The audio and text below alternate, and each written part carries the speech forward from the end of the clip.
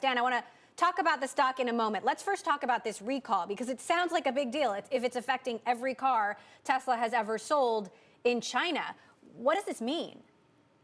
Look, I think ultimately this is really the end of a chapter, rips the Band-Aid off. I mean, this has been long going really for the last year with China regulatory authorities. And I think the stock reaction is investors are just happy that they do the fix, that they put it in the rearview mirror.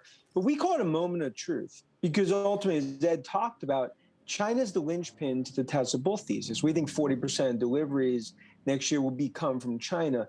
They can have these black eye PR issues again and again. That's why right now investors benefit the doubt. But no doubt, if you look around the corner, this needs to be sort of put in the rearview mirror.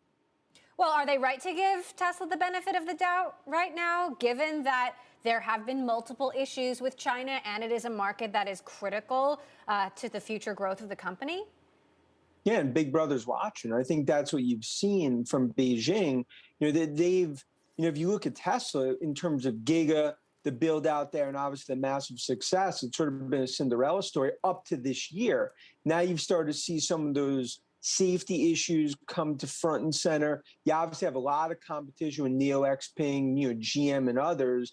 And look, I think right now the street's looking what looks to be a very strong month of June in China. And we think you could be starting to look at over 200,000 units. But ultimately, this stock doesn't continue to go higher unless China goes with it as part of the growth story. That's why this is what I'll call a fork in the road. I believe Tesla is now going to start to work closer and closer with regulators and put this dark tractor behind them. Interesting. Do you think at all we're continuing to see some of the Bitcoin issues in Tesla play out here? Obviously, we know that China has cracked down on Bitcoin. We know that Elon Musk has, initially, said he was going to accept Bitcoin for Tesla, then said he wasn't, now says he's reconsidering. Does that have any impact here? I think it's added to the noise and the volatility of the story. At a time where investors, right now, you're starting to see more of a risk-on trade across EVs, and you're seeing not just on the Chinese plays, but U.S. as well. But I think Bitcoin, the big sort of question mark here is, what sort of write-down potential they do in terms of what you've seen from an impairment with Bitcoin. I think that's the biggest question I get from investors. But no doubt, now it just comes down to delivery and a smoother path in China. It's all there for the taking for Tesla and just that overall green tidal wave. But you can't have safety issues like this continuing to pop up. And that's something competition is going to use against them. I want to move to Facebook, Dan, because huge news for Facebook, a victory today, at least, with a judge dismissing the FTC antitrust suit against Facebook, as well as a suit filed by states' attorneys general saying that the FTC can refile, but they have to prove that Facebook is indeed a monopoly, and they apparently didn't do a good enough job of that with their initial suit. How big a victory is this for Facebook, or is it only a matter of time before there's another crackdown? Yeah, I think it's a victory, but to your point, the Beltway versus big tech battle is going to continue. And it's not just Facebook, Apple, Amazon, of course, Alphabet as well. And I think this just shows this is going to be a long, protracted battle between the likes of Facebook and other big tech players, and the Beltway as well as Brussels. This is clearly a win. But, you don't put that sort of victory flag up yet. I think it's still a lot more wood to chop as you see more and more scrutiny of big tech, Facebook front and center.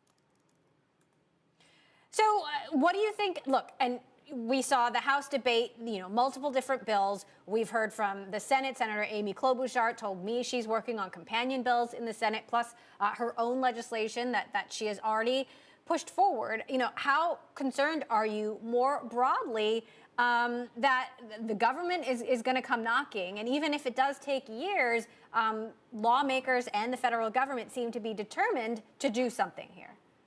Yeah, no doubt. There's a groundswell toward big tech, especially coming out of the pandemic where the strong have gotten stronger. But it's the lack of consensus. That's the issue in the Beltway. 5 different bills, all different sort of versions. The lack of consensus, that's actually ultimately bullish for big tech. So I think you're going to start seeing more and more scrutiny of M&A deals. I think you're going to see more and more of a clampdown there.